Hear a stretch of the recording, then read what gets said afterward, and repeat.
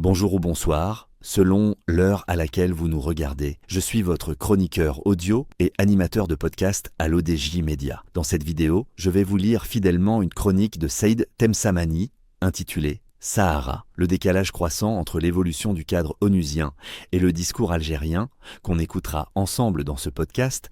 L'auteur commence son article ainsi. Le récent discours du président algérien Abdelmadjid Tebboune devant les deux chambres du Parlement, long de près de 2 heures, s'inscrit dans une continuité bien établie concernant la question du Sahara. En réaffirmant le soutien de l'Algérie au Front Polisario, le chef de l'État algérien a invoqué à plusieurs reprises le droit international, le principe de l'autodétermination et la nécessité de respecter la volonté des peuples, tout en affirmant que son pays ne poursuivrait aucun intérêt territorial dans ce dossier. Or, cette rhétorique contraste de plus en plus avec l'évolution du cadre international de référence. Aujourd'hui, la communauté internationale, à commencer par le Conseil de sécurité des Nations Unies, concentre ses efforts sur la mise en œuvre de la résolution 2797, qui consacre explicitement la primauté d'une solution politique réaliste, pragmatique, durable et fondée sur le compromis. Ce cadre onusien actualisé marque une rupture nette avec les approches figées héritées de la guerre froide,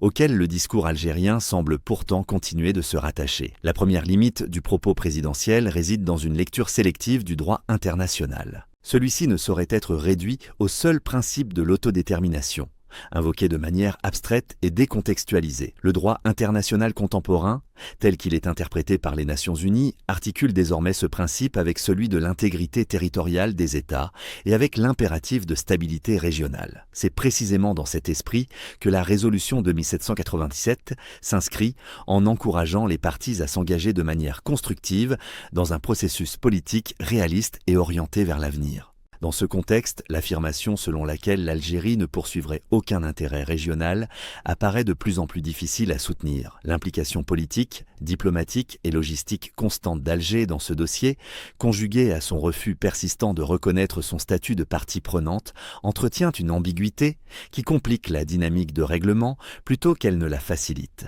À mesure que le cadre onusien évolue, ce déni de réalité accentue l'isolement discursif de l'Algérie.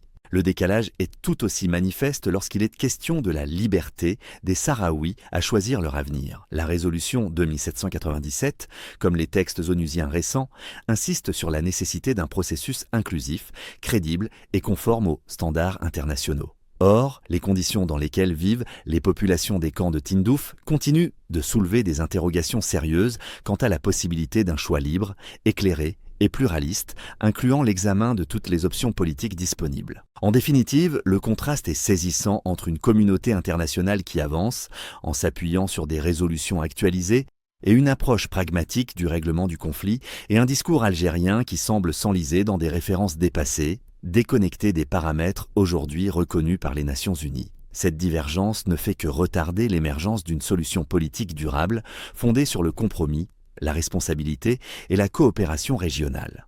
À l'heure où le Conseil de sécurité appelle clairement à dépasser les postures idéologiques pour privilégier le réalisme politique, la persistance d'un discours figé risque de marginaliser davantage ceux qui s'y accrochent, au détriment de la stabilité régionale et des perspectives d'intégration maghrébine. Merci de nous avoir suivis. Restez avec nous pour une prochaine chronique sur l'ODJ Média, toujours dans un esprit de clarté, de rigueur et de fidélité éditoriale.